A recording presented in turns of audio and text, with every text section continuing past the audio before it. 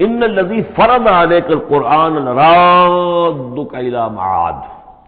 سورہ نمل میں آیا تھا کہ مجھے وَأُمِرْتُ أَنْ أَتْلُوَ الْقُرْآنَ، مجھے تو حکم دیا گیا میں قرآن سناتا رہوں، قرآن پڑھ کر تمہارے سامنے قرآن کے ذریعے سے انذار اور تبشیر اور قرآن کی تبلیغ اور قرآن کے ذریعے سے تذکیر اور قرآن کے ذریعے سے تمہارے جو نفسیاتی اور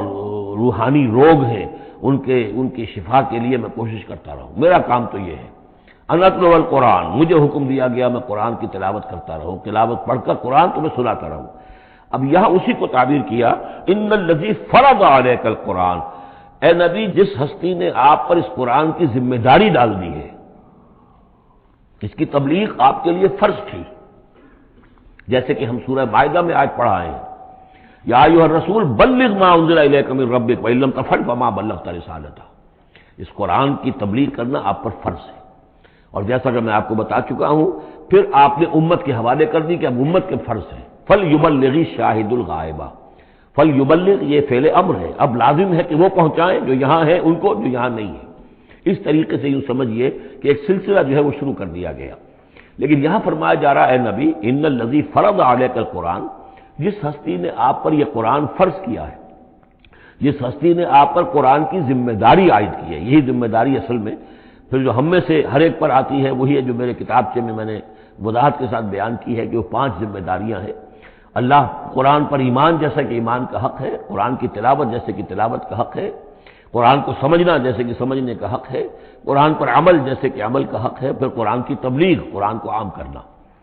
ان الذی فرض علیک القرآن رادک الی معاد، وہ یقین آپ کو لوٹا لے جائے گی، وہ ہستی، وہ اللہ جس نے آپ پر یہ قرآن کی ذمہ داری ڈالی ہے، تبلیغ قرآن کا فریضہ آپ کے کاندھوں پر رکھا ہے،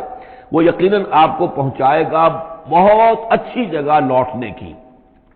معاد عاد یعود سے اس میں ظرف ہے، لوٹنا، لوٹنے کی جگہ۔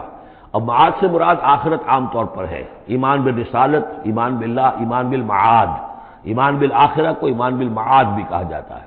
لیکن اس کے بارے میں بعض روایات ایسی ملتی ہیں کہ اس کا شان نزول یہ ہے کہ حضور صلی اللہ علیہ وسلم جب ہجرت کے سفر کو نکلے ہیں مکے سے، تو جو عام راستہ تھا اس سے ہٹ کر آپ نے، چونکہ اندیشہ تھا اور واقعہ تھا کہ تعاقب ہو رہا تھا، تلاش کیا جا رہا تھا، 3 دن رات تو آپ غار ثور میں روپوش رہے، پھر آپ نے ایک بڑا ہی سخت راستہ اختیار کیا تھا کہ جو پہاڑی راستہ تھا جو گزر رہا تھا، جس پر کہ کوئی انسان جاتا نہیں تھا۔ لیکن کچھ آگے چل کر وہ راستہ جو ہے وہ پھر اس مین راستے سے جا کر مل گیا، یوں سمجھیے یہ راستہ جا رہا تھا مین کہ جو مکے سے مدینے کا تھا، حضور نے ایک اور راستہ اختیار کیا، لیکن کچھ عرصے کے بعد وہ راستہ جا کر اس راستے کے ساتھ مل گیا۔ جہاں ملا، اب آپ خود سوچئے کہ وہاں ایک ایسی سچویشن آ گئی کہ حضور ایک ٹی پر کھڑے ہوئے ہیں، اب داہنی طرف جاتے ہیں تو مدینہ ہے اور بائیں طرف جاتے ہیں تو مکہ ہے۔ اس وقت حضور کے دل میں ایک ہوک سی اٹھی ہے، اس لیے کہ جب آپ مکے سے روانہ ہوئے تھے تب بھی روایات میں آیا ہے کہ آپ کعبے سے لپٹ کر آپ نے یہ کہا تھا کہ بیت اللہ مجھے تجھ سے بڑی محبت ہے، لیکن میں کیا کروں، یہاں کے لوگ مجھے یہاں رہنے نہیں دے رہے۔ تو گویا کہ کعبے سے یہ جدائی تو آپ پر شاہ گزر رہی تھی۔ اب جب وہ آپ چند دن کا سفر کر کے اور چند دن وہ غار ثور میں روپوش ہونے کے بعد جب پہنچے ہیں، اب ایسی جگہ پہنچے کہ جہاں سے اگر دائنی طرف جاتے ہیں تو یہ مدینے کی طرف راستہ جانا تو آپ کو ادھر ہی ہے، لیکن سامنے وہ راستہ آ گیا کہ جو مکے کی طرف جا رہا، تو آپ کے دل میں پھوک سی اٹھی۔ اس وقت اللہ تعالیٰ نے آپ کے اطمینان کے لیے یہ آیت نازل کی کہ آپ گھبرائیے نہیں، مکے میں ہم آپ کو لوٹا کے لے آئیں گے، آپ یہیں پہنچیں گے، بڑی شان سے پہنچیں گے۔ اس وقت تو آپ کو نکلنے کے لیے جو ہے روپوش بھی ہونا پڑا ہے، آپ کا تعاقب بھی ہو رہا ہے، پھر وقت آئے گا کہ آپ ایک فاتح کی حیثیت سے داخل ہوں گے۔